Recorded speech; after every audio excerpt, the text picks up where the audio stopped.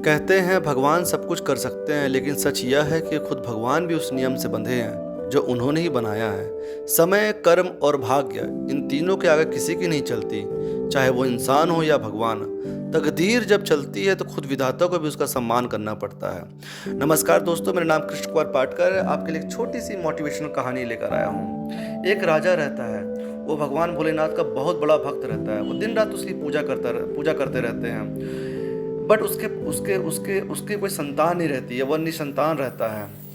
वह भगवान की भोलेनाथ की बहुत समय से, बहुत वर्षों से पूजा करता रहता है। उसकी भक्ति से प्रसन्न होकर के माता पार्वती भोलेनाथ से बोलती है कि हे प्रभु, आपका भक्त कब से आपकी भक्ति कर रहा है, आप क्यों नहीं जाते और उसको एक पुत्र देते हो, उसका संकट हर देते हो।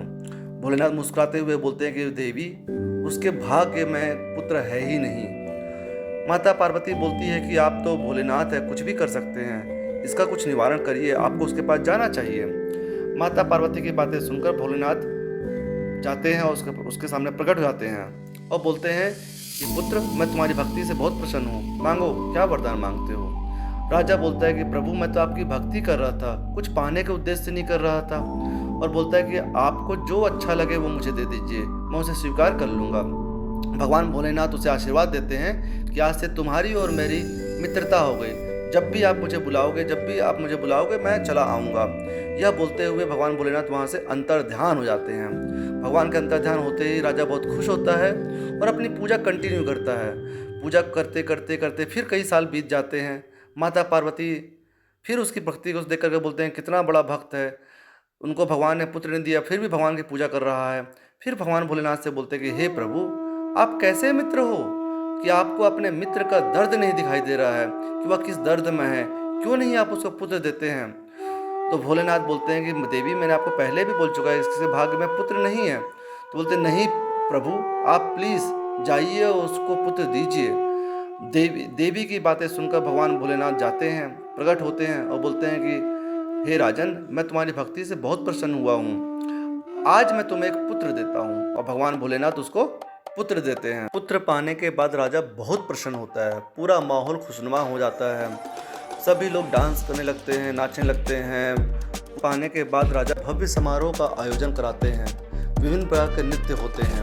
उसी भी राजा बोलते हैं कि मेरे बेटे के नामकरण के लिए सबसे महान पुरोहित को बुलाया जाए।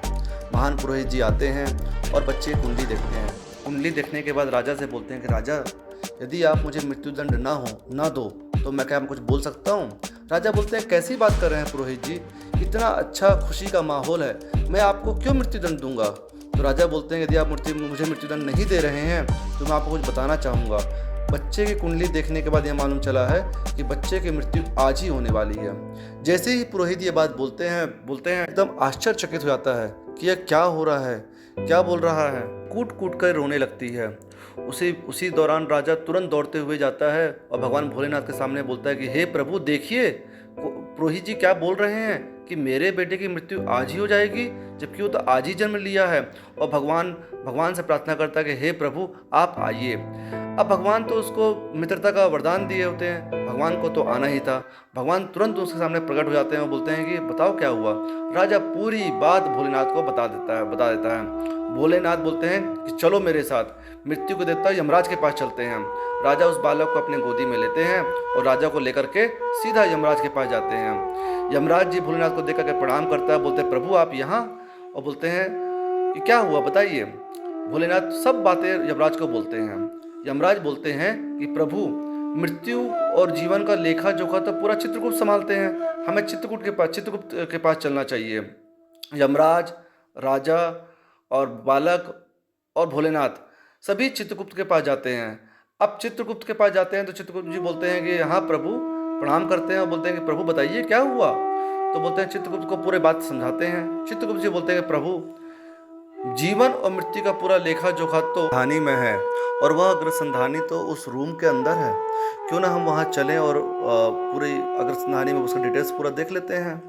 तो यमराज जी, चित्रगुप्त, राजा, भोले बाबा और कहते हैं बालक, सभी उस रूम के अंदर जाते हैं जहाँ पे अग्रसंधानी बुक रहती है। अग्रसंधानी वह बुक होती है जहाँ पे मनुष्य के पूरा उसे कर्मों का लेखा जोखा उसमें लिखा होता है।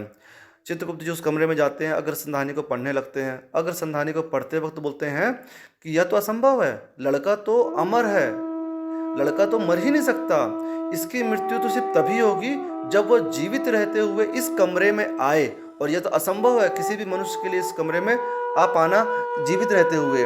लेकिन जैसे मुड़ के देखते हैं तो वो लड़का मर गया होता है।